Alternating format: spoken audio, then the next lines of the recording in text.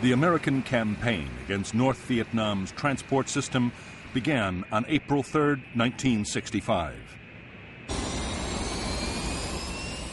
In a month-long offensive, Navy and Air Force planes hit bridges, road and rail junctions, truck parks, and supply depots.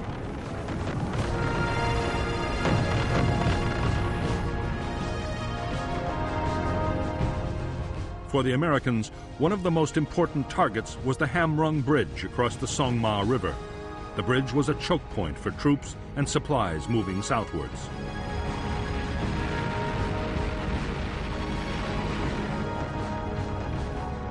In spite of repeated attempts, the Americans failed to destroy the target.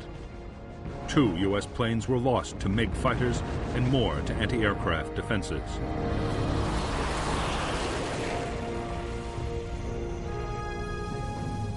Although the bombing was meant to damage the North Vietnamese military transport system, it also had political aims.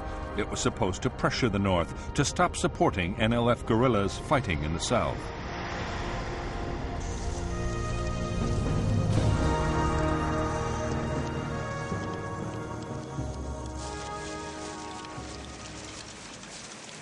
In spite of the mounting damage, Ho Chi Minh, the northern president, was defiant.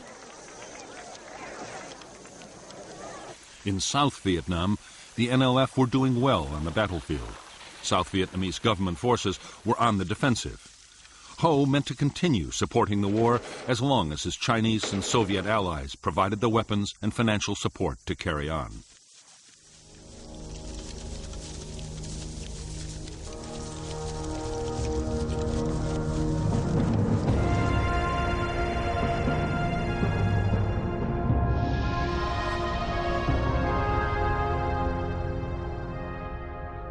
North Vietnam's war materials from the Soviet Union and China came overland by rail or by sea into the major ports of Haiphong, Hon Gai, and Cam Pha.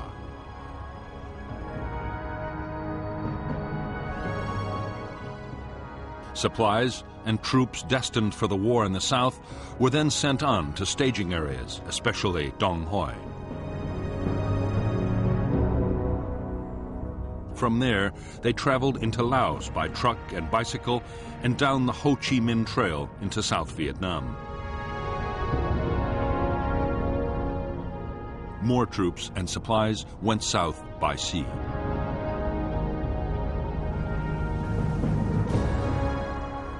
American aircraft had already attacked junctions, bridges, troop staging areas, and supply depots vital to the North's supply effort.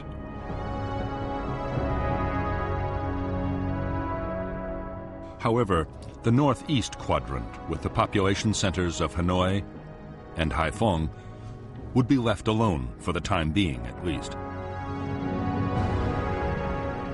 So too would the transport links to China, around which there were now heavy concentrations of Chinese anti-aircraft guns.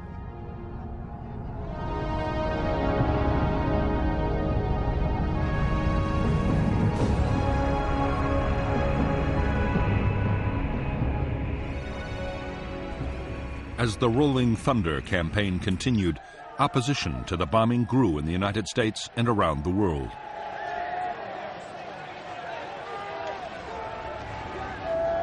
On May 13, 1965, U.S. President Lyndon Johnson agreed to halt the bombing for 5 days.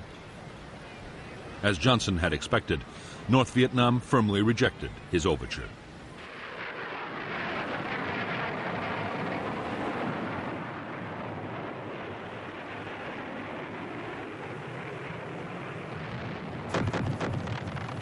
In the months that followed the bombing pause, Rolling Thunder attacks were steadily intensified. Transportation was still the top priority, but the list of targets approved by the White House was steadily broadened. The planes also began to range further north than before.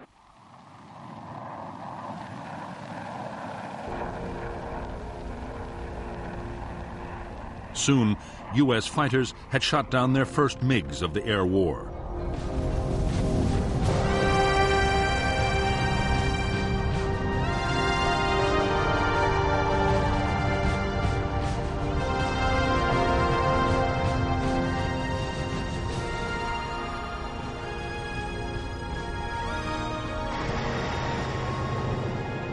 By July 1965, a ring of Soviet-supplied surface-to-air missile batteries surrounded key sites in North Vietnam. The SAM was 35 feet long and radar-guided. It could hit a target 20 miles away and was one of the most advanced anti-aircraft weapons in the world.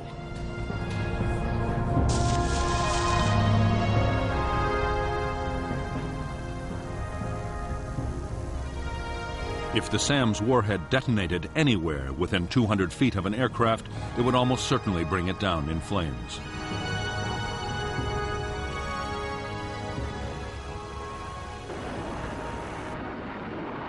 The missile defenses destroyed their first U.S. aircraft in late July 1965. In the coming months, 1 in every 20 SAMs fired would hit its target. By the end of 1965, they had lost 171 planes. For American air commanders, the SAMs were a nightmare. The only solution was to try and stay outside their range for as long as possible.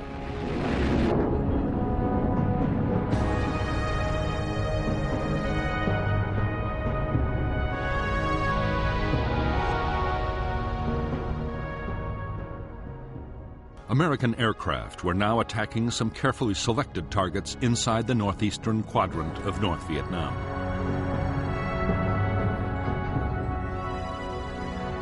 However, they had orders to avoid prohibited zones of 10 miles around the capital Hanoi and 4 miles around the port of Hai Phong.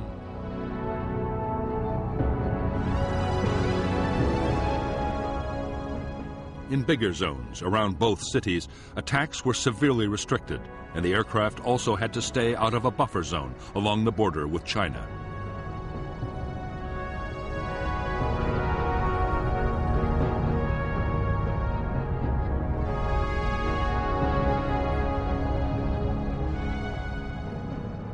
It was in the northeastern quadrant that the North Vietnamese had built up the heaviest concentrations of fighters and anti-aircraft missiles. The Americans knew the operating ranges of the MiGs and the SAMs. Attacking aircraft took elaborate measures to avoid them until the last possible moment.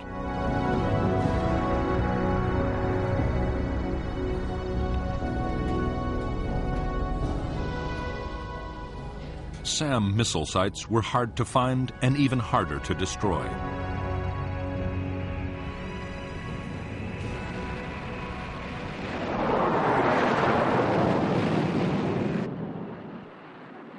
To make the problem worse, those inside prohibited zones around Hanoi and Hai Phong could not be attacked at all. It would be months before the restriction was lifted.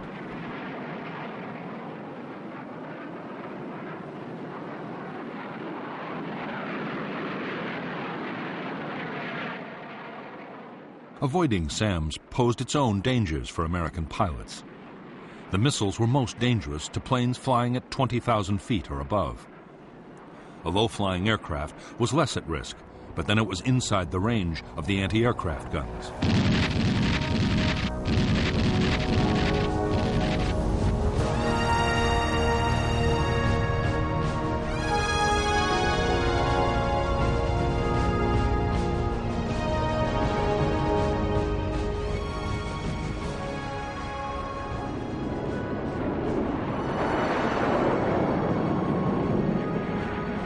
By this time, North Vietnam's MiG fighters were being sent into battle whenever the odds seemed in their favor. Always they fought under strict control from the ground. Their tactics were to approach from behind and above the Americans and then mount a sudden ambush.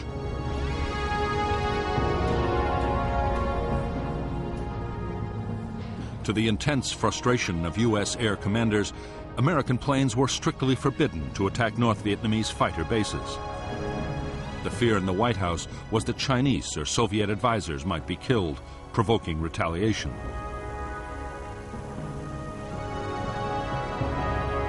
An even bigger worry was that if the North's Air Force were destroyed, Chinese fighter units might take over the defense themselves.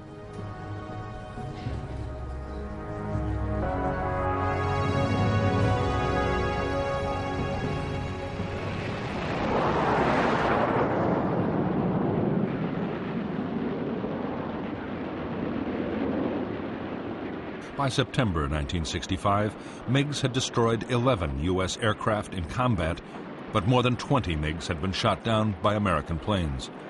Nearly two-thirds of the whole North Vietnamese fighter force was gone.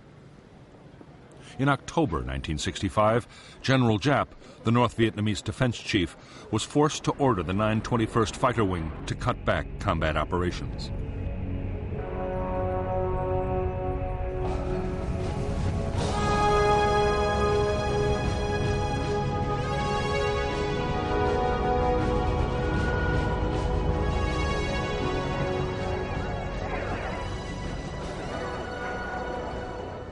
On December 24, 1965, President Johnson announced another temporary halt to the bombing of North Vietnam and offered talks. Meanwhile, the war in the South was gathering pace. By the start of 1966, 184,000 U.S. troops had arrived in country.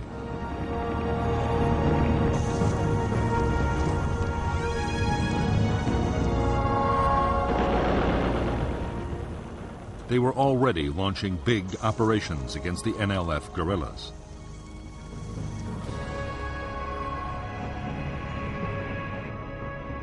Months before, American leaders had decided that the air war in the South would, if necessary, take priority over operations against the North. Hundreds of transport aircraft and fighter bombers supported American troops. Strike aircraft could be called in by any combat unit in the field.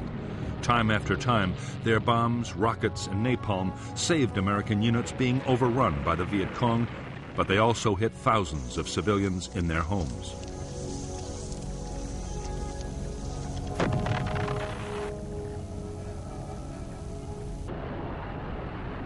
Against Viet Cong troops in the open, tactical fighter bombers were accurate and destructive weapons. However, against fortified guerrilla bases spread out under the forest canopy, they were almost useless.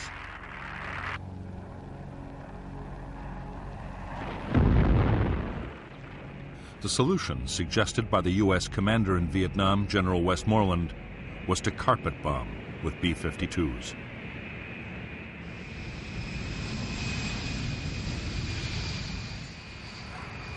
The B-52 could carry 51 750 and 500-pound bombs, a 13.5-ton payload.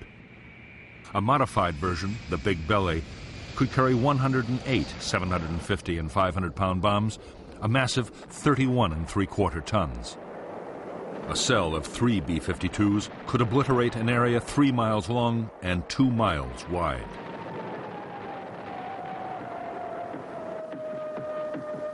B-52 raids were codenamed Arclight.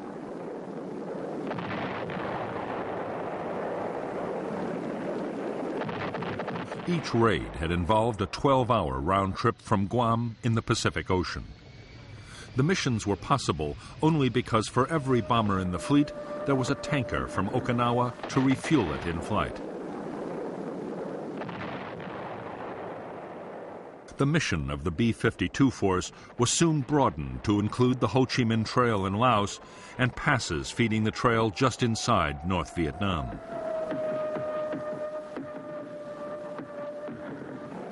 The bombers were also accurate enough to support U.S. troops on the ground. Radar could direct the B-52s to a target day or night up to 200 miles away and tell the crew exactly when to drop their bombs.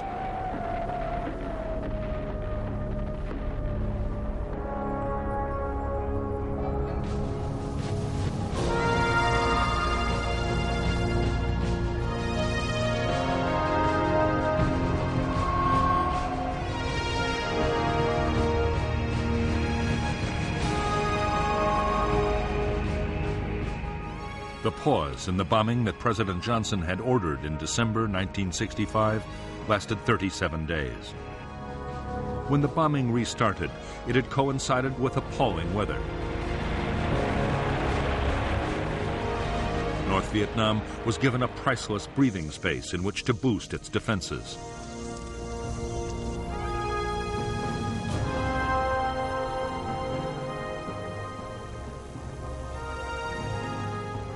The North's most important installations were now defended by 5,000 anti-aircraft guns. They included new radar-guided 85 and 100 millimeter weapons able to bring down an aircraft at nearly 20,000 feet. More SAM missile sites had also been put in place. By now, 30 new fighter pilots had come back from training in the Soviet Union and China, along with more aircraft to rebuild the fighter force.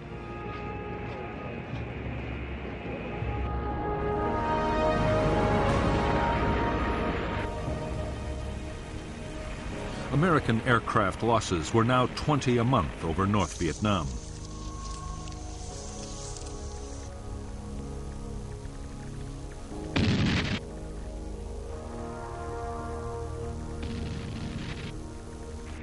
One in 40 planes flying into the heavily defended northeast quadrant was lost. Pilot morale was beginning to suffer. Most were in combat every second day, and some even more often.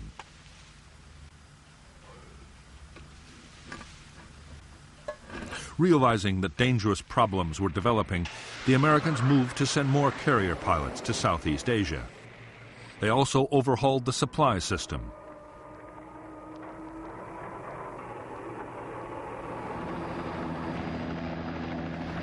At the same time, other changes were made to help reduce American casualties and boost morale.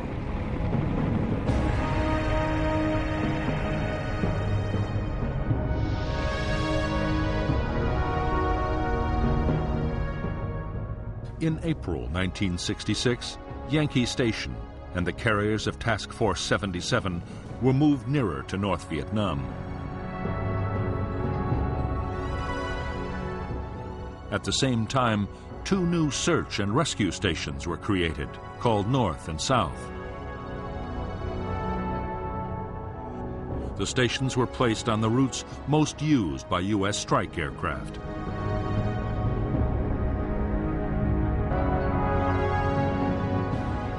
Up to now, U.S. Air Force and Navy planes had taken turns to hit different areas of North Vietnam.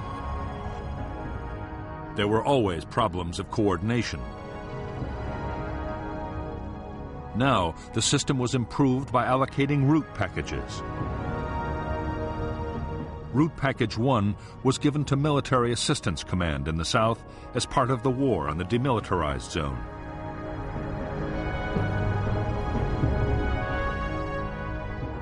The Air Force was assigned Route Packages 5 and 6A. The Navy concentrated its efforts on the route packages nearer the coast.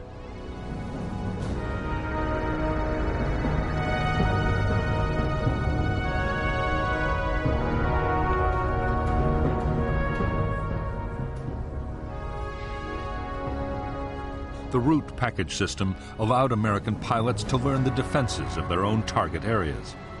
Combined with the area's search and rescue operations, it did help save pilots' lives, but did little to reduce aircraft losses. In May and June 1966, 18 planes were shot down. 7 pilots were picked up by the search and rescue forces.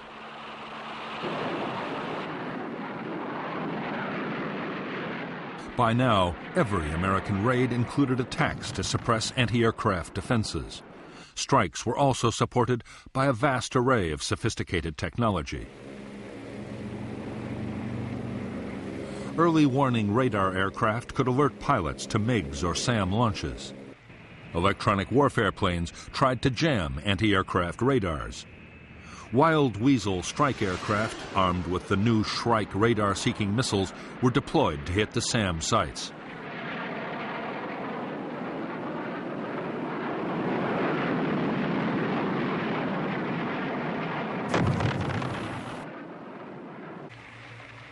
The Americans also had a new and formidable attack aircraft. The A-6 Intruder had the world's most sophisticated electronic navigation and targeting systems.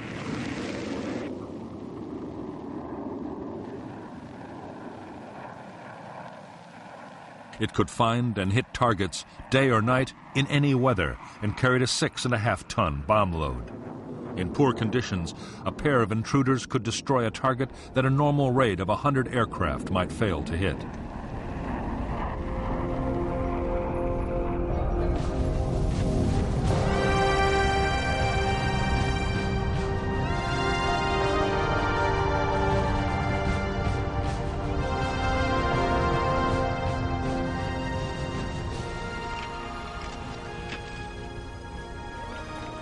More than a year after Rolling Thunder had begun, North Vietnam's leaders were gaining confidence.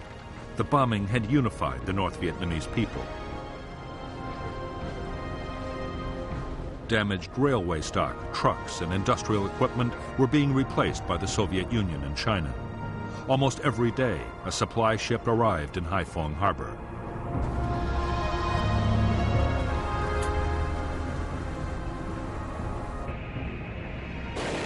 The Soviet Union had also supplied new advanced fighter aircraft, bringing the number of North Vietnamese planes to 70. The MiG-21 all-weather interceptor was able to fly at twice the speed of sound and was highly maneuverable.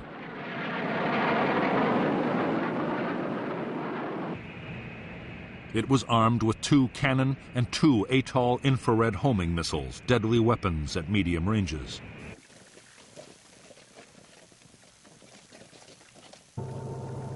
In spite of the American bombing, the North Vietnamese had actually increased the flow of men and supplies to the southern battlefield.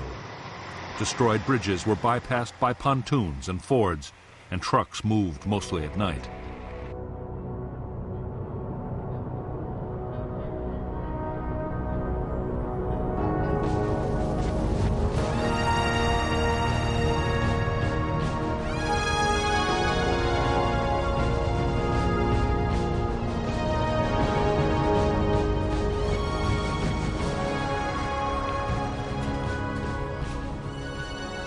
For months, the American Joint Chiefs of Staff in Washington had been urging the president to launch an all-out campaign against North Vietnam.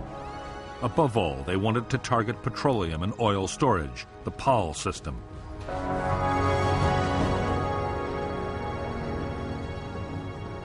U.S. commanders were confident that an offensive against POL targets would deal a crippling blow to the North Vietnamese war effort.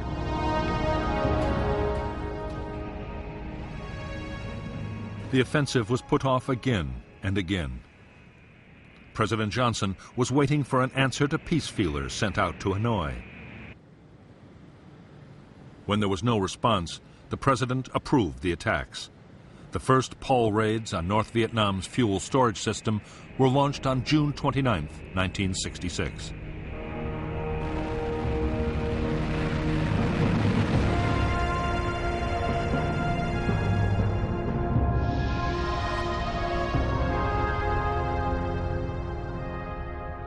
North Vietnam had 13 major oil storage facilities.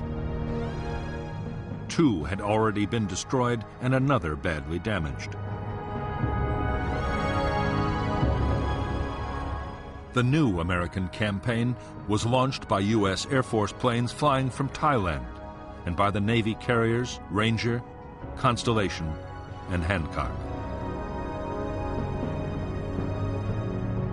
In the first strikes, tanks at Hanoi, Haiphong, and Do Song were hit.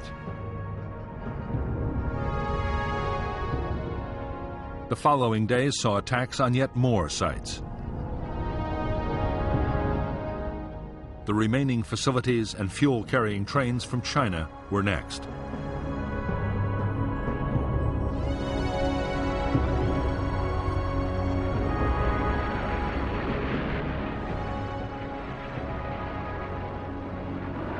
The American attacks were completely devastating. The North's biggest facility at Haiphong was totally destroyed. Smoke from the burning tanks reached 20,000 feet into the sky.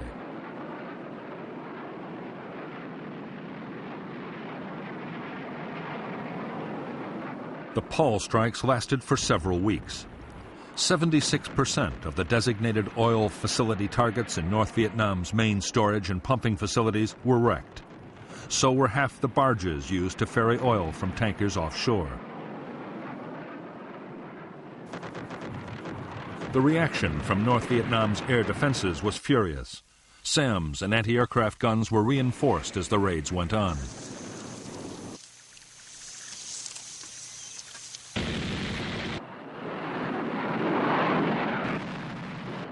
The MiGs, flying from airfields still off-limits to U.S. bombs, could attack at will. American losses were heavy.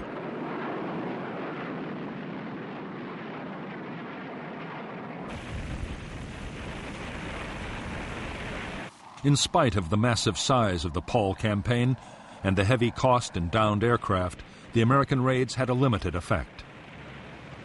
The big oil tanks had been destroyed, but long before the North had dispersed its stocks in smaller tanks and bunkers. Some had been hidden in residential districts, places the Americans might avoid attacking. The Americans launched a massive effort to try and eliminate the dispersed oil stocks.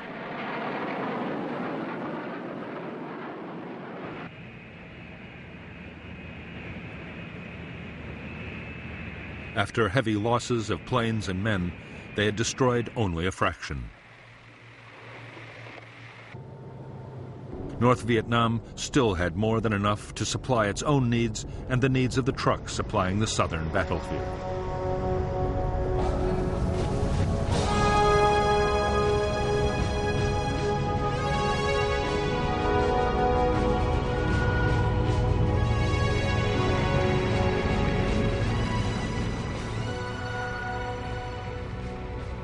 In October 1966, the U.S. Defense Secretary Robert McNamara paid a visit to the American carrier fleet off the shores of North Vietnam. With him was General Wheeler, the chairman of the Joint Chiefs of Staff, and Admiral Sharp, the Pacific Fleet commander.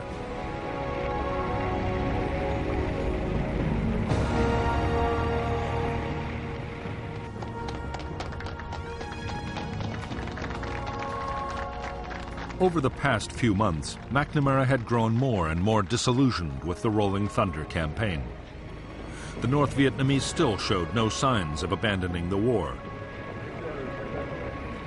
The failure of the Paul offensive had been the final straw. By now, the cost of Rolling Thunder had soared to $1,247 million, and more aircraft and crew lost every month.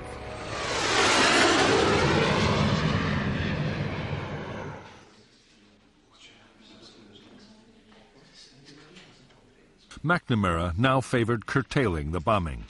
He argued that U.S. aircraft should concentrate on attacking the supply routes from North Vietnam to the south, at a much lower cost in lives and cash. Military leaders were dismayed. Their argument was that Rolling Thunder had failed because, with all the restrictions, it had never been given a chance to succeed.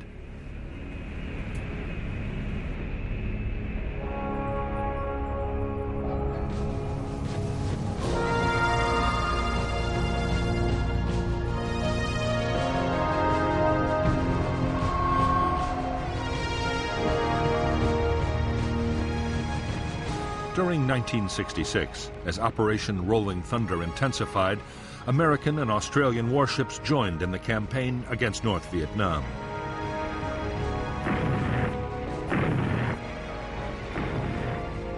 Operation Sea Dragon attacked more than 3,500 land targets, including bridges, railroad yards, and truck parks.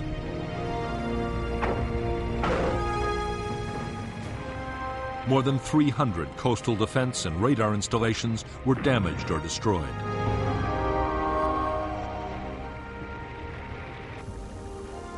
The attacks were fiercely resisted by North Vietnamese coastal artillery batteries.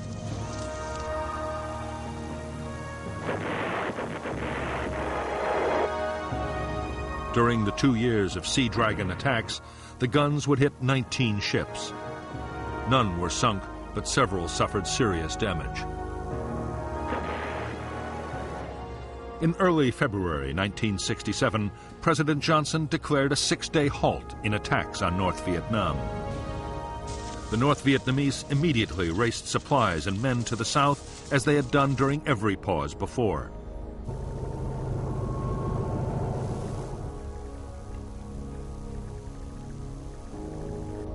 Ho Chi Minh replied to Johnson's offer of negotiations with a demand that the bombing stop completely.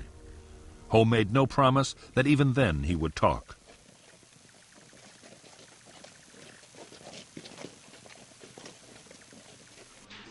Ho's rebuff left Johnson frustrated and angry. It was now a contest of wills. To increase the pressure on North Vietnam, Johnson sanctioned attacks on a new list of bombing targets.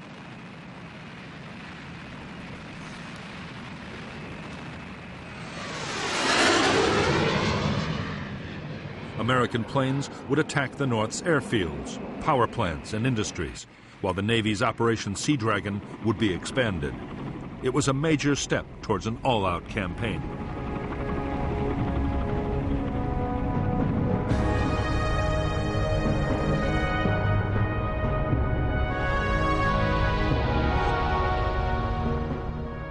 The U.S. and Australian warships of Operation Sea Dragon were allowed to extend operations from 19 to 20 degrees north.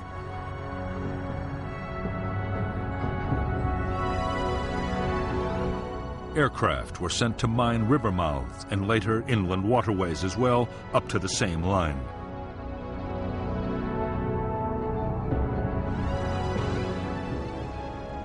Haiphong Harbor, however, the North's most important port, would not be mined until 1972 to avoid the risk of sinking Soviet ships.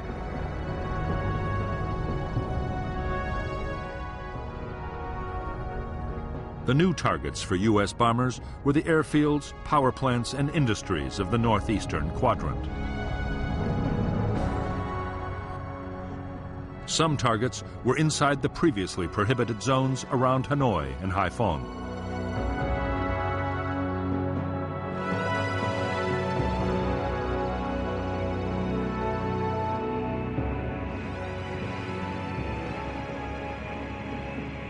The American attacks on North Vietnam's airfields began on April 24, 1967.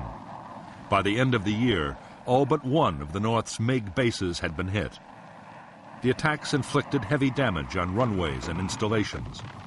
There were furious air combats over Hanoi and Haiphong as every available MiG was thrown into action.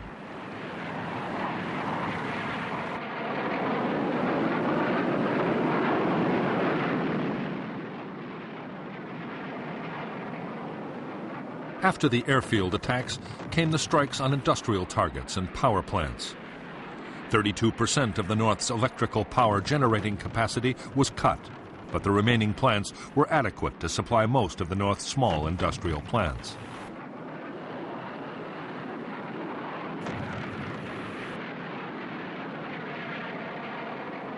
By now, the weather had improved, and the bombers now ranged freely, hitting old and new targets again and again. In May 1967, as desperate battles raged in the skies over Hanoi and Haiphong, the Americans shot down 26 North Vietnamese fighters. North Vietnam's pilot strength had been halved.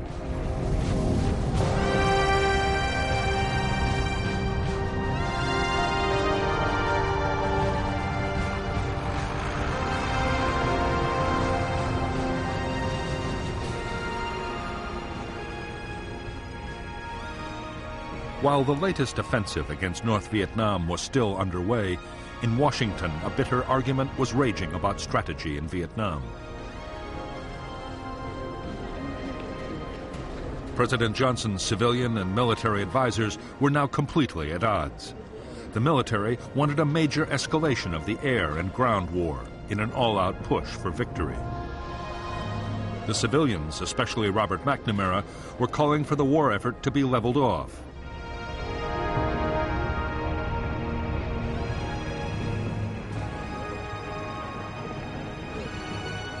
In August 1967, the pressure on President Johnson to side with his military commanders sharply increased.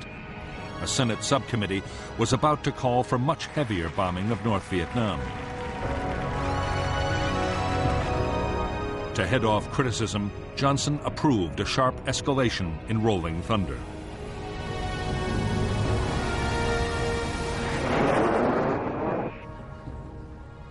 For the Defense Secretary, Robert McNamara, the decision to escalate was the end of the road.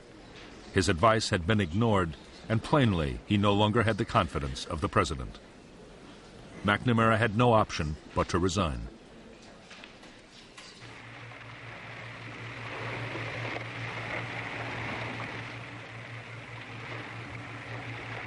American aircraft now hit a whole list of previously banned targets, including power plants and rail yards inside the Hanoi Circle. The Paul Doumer Bridge linking Hanoi and Haiphong was attacked and 2 of its spans dropped into the Red River.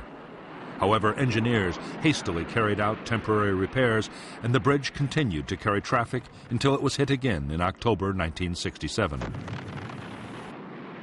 Targets inside the Chinese border buffer zone were also hit. American planes attacked to within 8 miles of the frontier. 2 American aircraft strayed into China and were shot down by Chinese MiGs. The attacks of late 1967 were so intense that for a time the northern air defenses ran desperately short of SAMs and anti-aircraft ammunition.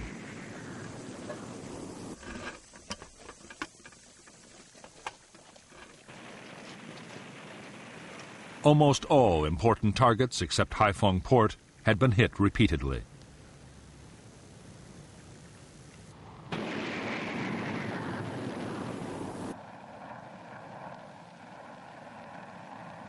The Americans were now using a new generation of smart bombs, including the Walleye television-guided weapon, which had been operational in Vietnam since 1966. It took many fewer aircraft to destroy a target, which meant in theory that precision attacks could be made, even in densely populated areas. There was little the North Vietnamese air defenses could do to stop the havoc. However, northern leaders still had no intention of giving in to U.S. demands. In their view, the best way of stopping the bombing was to win the war in the South in the shortest possible time.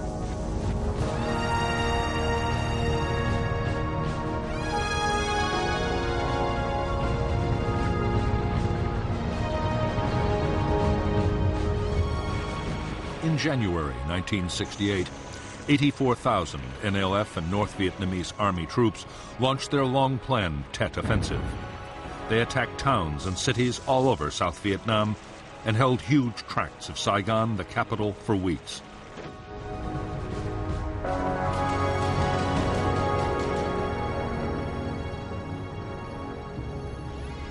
In the end, the Tet Offensive was a military disaster for the Viet Cong. 40,000 were killed in more than a month of savage fighting. However, in a way that had never been planned, the offensive was a political triumph.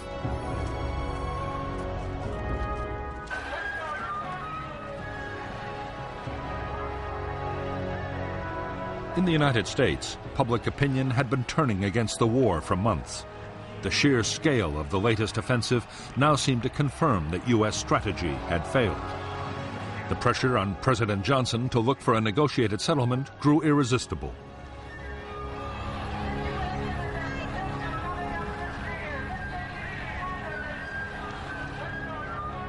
On March 31, 1968, Johnson announced that, as a goodwill gesture, he was restricting the bombing campaign to the extreme south of North Vietnam. American sons in the field far away.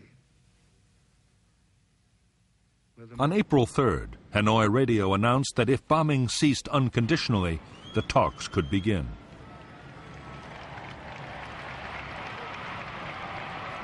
The Paris peace process began on March 10, 1968.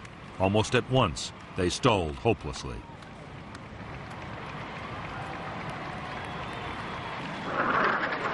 Meantime, U.S. aircraft and warships continued to attack transportation targets below the 20th parallel.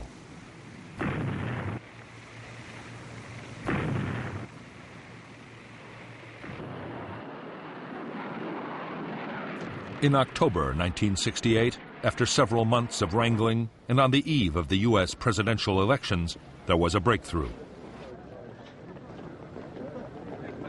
The North Vietnamese agreed that in exchange for a complete halt to the bombing, they, for their part, would no longer infiltrate troops across the DMZ or shell major cities in the south. Johnson knew that being seen to oppose peace could damage his party's chances in the coming elections. Reluctantly, he agreed to stop the bombing.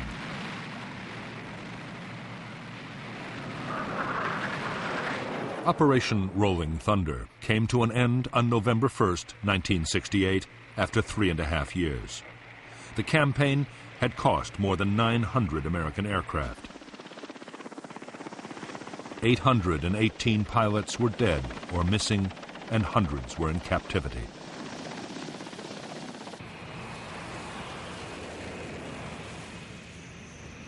On the northern side, nearly 120 North Vietnamese planes had been destroyed in air combat, in accidents, or by friendly fire. On the ground, according to McNamara's estimates, 182,000 civilians had been killed during Operation Rolling Thunder. 20,000 Chinese support personnel had also been casualties of the bombing.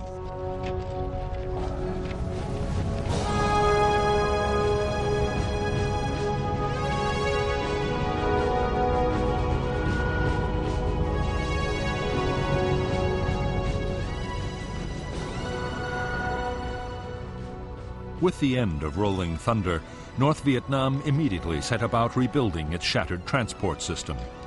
In spite of the talks still going on in Paris, the Northern commander, General Giap, was already planning his next offensive in the south. He sharply increased the flow of supplies and men down the Ho Chi Minh Trail. With thousands of U.S. aircraft and pilots no longer tied up attacking North Vietnam, U.S. commanders could concentrate massive air power on Laos. The main aim was to find and destroy the truck convoys moving south. Special forces teams had always scouted into Laos to guide attack aircraft onto targets. But by this time, the U.S. had also deployed the world's most sophisticated electronic surveillance system.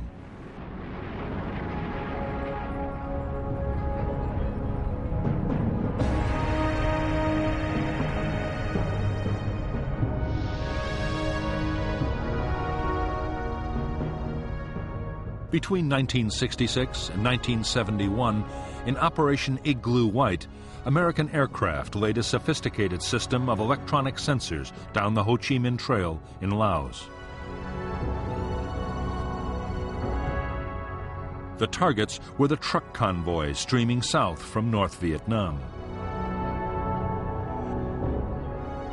Signals from the sensors were picked up by orbiting aircraft and relayed to a listening center in Nakhon Phanom in Thailand.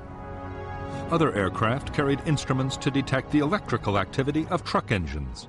When a convoy was detected, the Americans would launch a raid by B-52s or fighter bombers into the target area.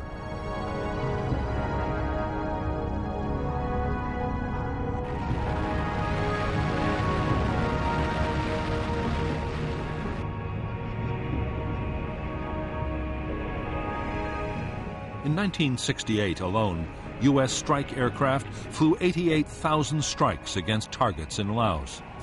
The planes dropped high explosives, cluster bombs, and mines.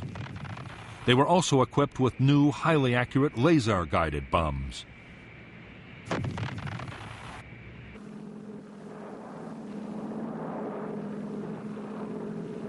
In the front line of the war against the trucks, the formidable gunships known as Spooky played a vital part.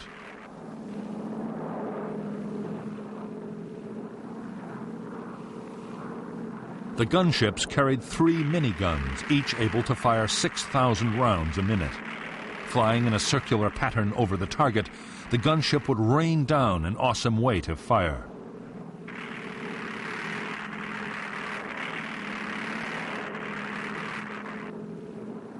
In 1969, the gunships alone claimed more than 10,000 trucks destroyed. However, the North Vietnamese had built 400 miles of new roads in Laos, and not even American electronics and computers could cover it all.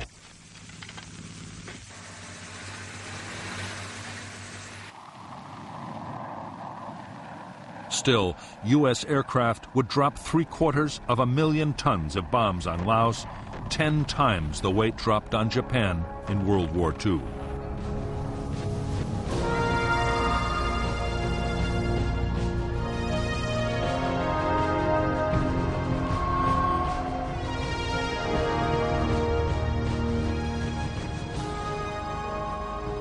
In January 1969, Richard Nixon took office as the new President of the United States. Nixon had promised to achieve what he called peace with honor.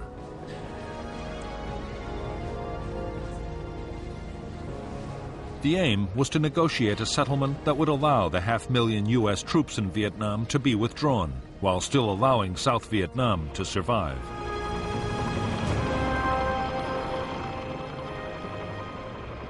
The American plan was to prepare the South Vietnamese to take over their own defense. Officials called it Vietnamization.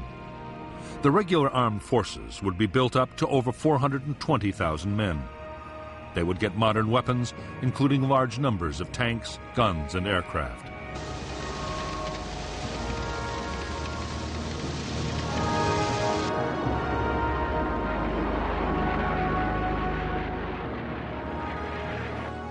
The North's strategy for 1969 was to keep up the pressure in South Vietnam.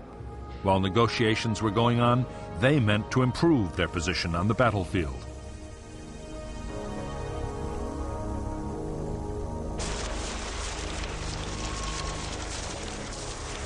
On the 22nd of February 1969, in a major offensive, assault teams and artillery attacked American bases all over South Vietnam, killing 1,140 Americans. At the same time, in an echo of Tet a year earlier, 100 towns and cities were hit. The American reaction was swift. Arc-light strikes by B-52s were launched on guerrilla base areas.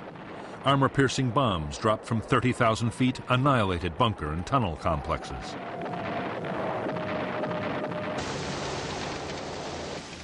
On the ground, American units launched spoiling attacks on guerrilla staging areas and captured enormous quantities of supplies.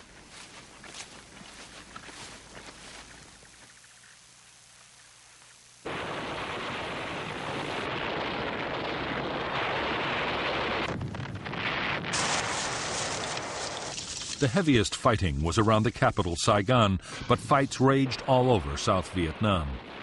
In the first 3 weeks of battles, the Americans lost 1,100 men. However, American artillery and air power overwhelmed the Viet Cong offensive.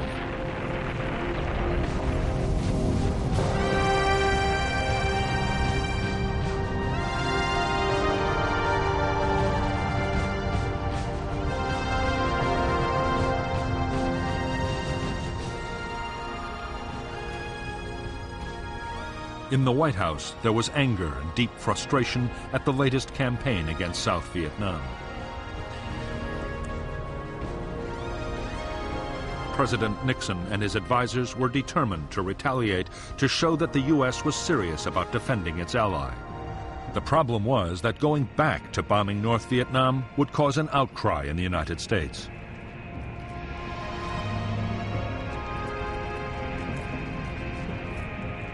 Nixon's plan was to bomb Viet Cong staging areas in Cambodia.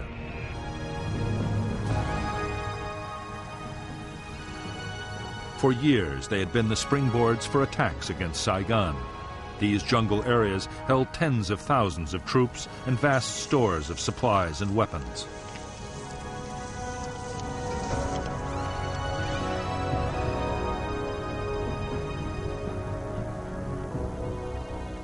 But Washington had forbidden U.S. forces to attack the Cambodian bases. Legally, Cambodia was a neutral state, and there was a risk that American action could draw Cambodia into the war. However, Nixon did not mean to hold back. Operation Menu, the bombing of Cambodia, was to be kept a strictly guarded secret. It was dubbed Menu because the first attack on Base Area 354 had been decided at a breakfast briefing at the Pentagon. The operation was to continue for 14 months.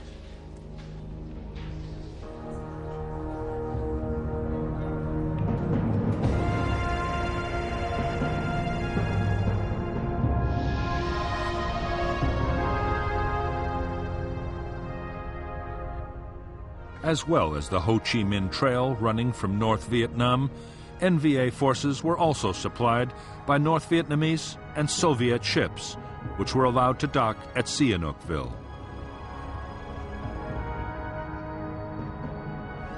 From here, they fed war materials to the main base areas.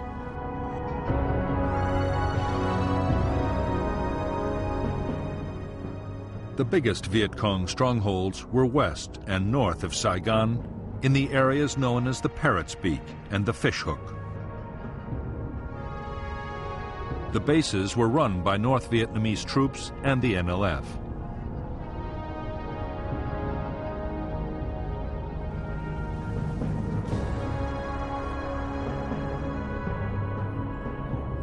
Starting in February 1969, American B-52 bombers from Thailand launched devastating strikes against each of the base areas in turn.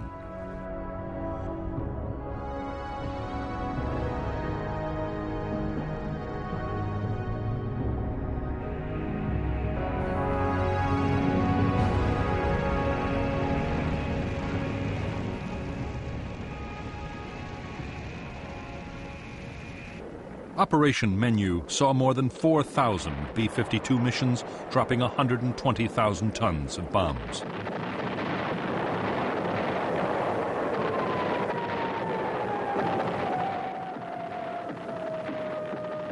In later campaigns, B-52s supported American and South Vietnamese ground incursions into Cambodia and backed Cambodian government forces against the Khmer Rouge guerrillas. Altogether, in 4 years of bombing, U.S. aircraft would unload more than 500,000 tons of bombs on Cambodia.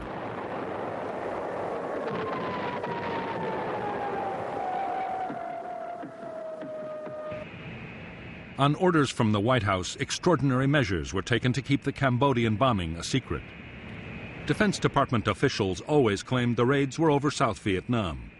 Because the planes were guided to their target by radar at the Ben Hoa air bases, and orders to drop the bombs were also issued from there, often the pilots themselves did not know they were bombing Cambodia.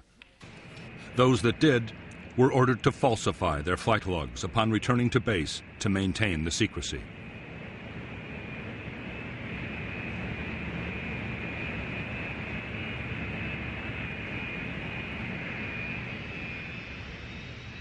In spite of the elaborate precautions, in May 1969, reports of the secret bombing were published in the American press. Nixon was furious. Only recently, the American public had learned of the My Lai massacre, in which over 200 South Vietnamese villagers had been killed by U.S. troops back in 1968.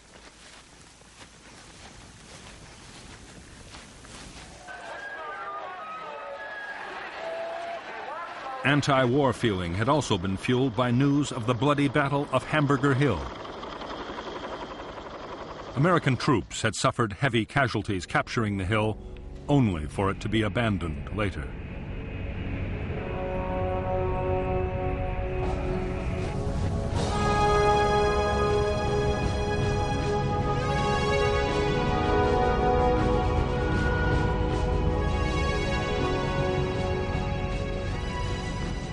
On June 8, 1969, President Nixon met with South Vietnamese President Nguyen Van Thieu on Midway Island in the Pacific.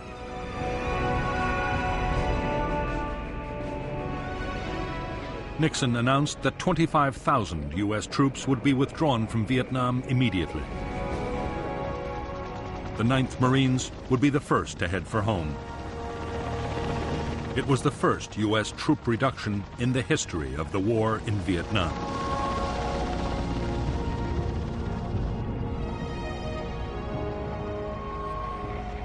By the fall of 1969, Nixon's initiatives had succeeded in quietening public opposition to the war. To keep up the momentum, the president announced a second batch of troop withdrawals and promised to reduce the draft call.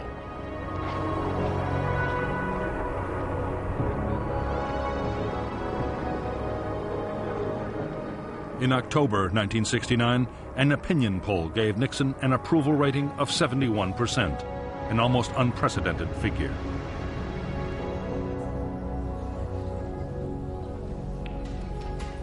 Although Nixon was preparing to pull out American troops, he had no intention of giving up on Vietnam.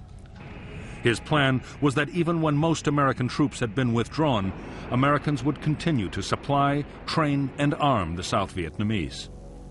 Most important of all, a formidable shield of American air power would remain to deter communist attacks.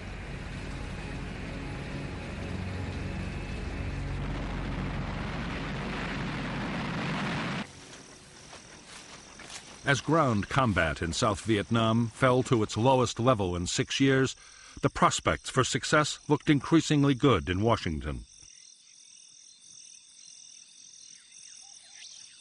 What U.S. officials did not know was that in North Vietnam, the greatest offensive of the whole war was being prepared. The plan was to use nearly 200,000 troops and hundreds of tanks in a full-scale invasion of South Vietnam.